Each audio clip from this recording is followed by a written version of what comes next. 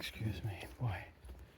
It's funny. There are so many things that I see here that I just want to explore further and sit with them, and also just feel this need to keep moving and keep going forward. Like I can't stop. I need to keep going forward. Forward motion.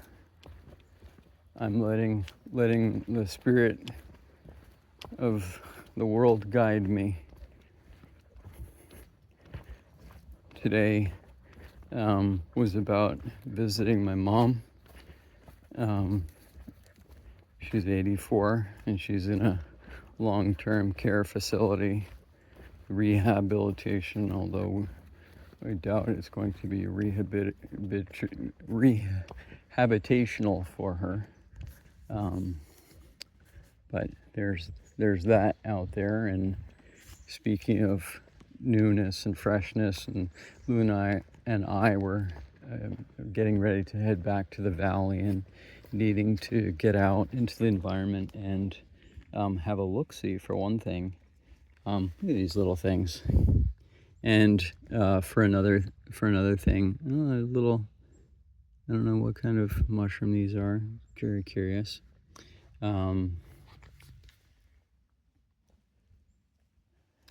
And there are some others too. There's a fluted one. Makes me wonder what else is around that's edible. If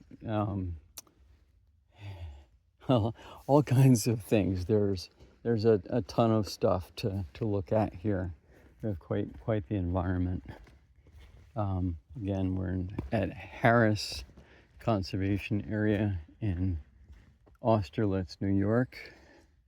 False turkey tail. It looks very different than turkey tail. In the false turkey tail are individual fins, and there are tons of them, and they always have a sort of a yellowish look to them. They look just kind of plain. They don't have the bands and the coloration of Trametes versicolor.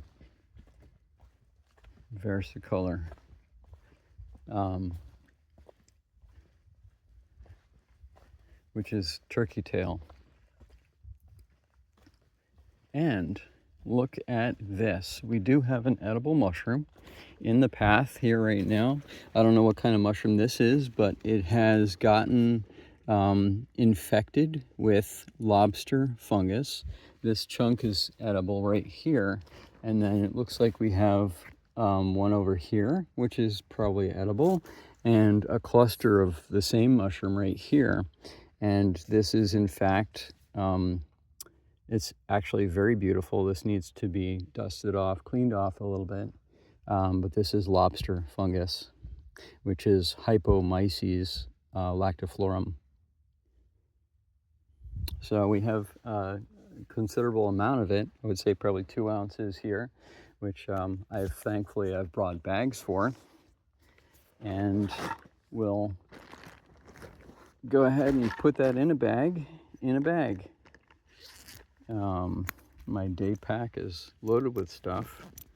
And grab let's see if I can feel them. They're usually in the back of the bag.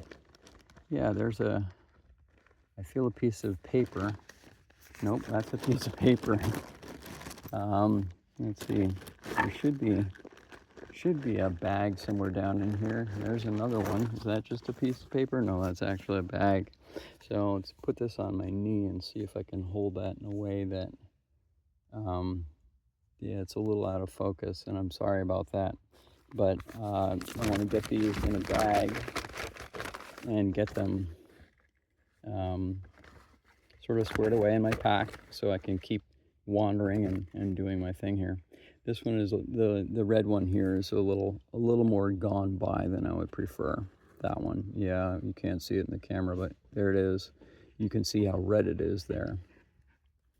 What I'm looking for when I come across Geomyces, now I can't remember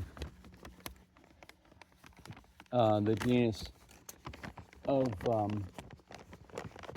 lobster fungus is, they should be somewhat firm, not soft, and almost crumbly, and the interior should be white. And if you can identify the mushroom that they took over, that's great. And if you can't identify it, you can make an assumption. If it's bitter, then it's probably not a good eating fungus. And if it's not bitter and it tastes like crab meat, literally tastes like crab meat, which is why it's called lobster fungus, then you have a good one. And I'm going to go with that. Thank you for watching. Cheers.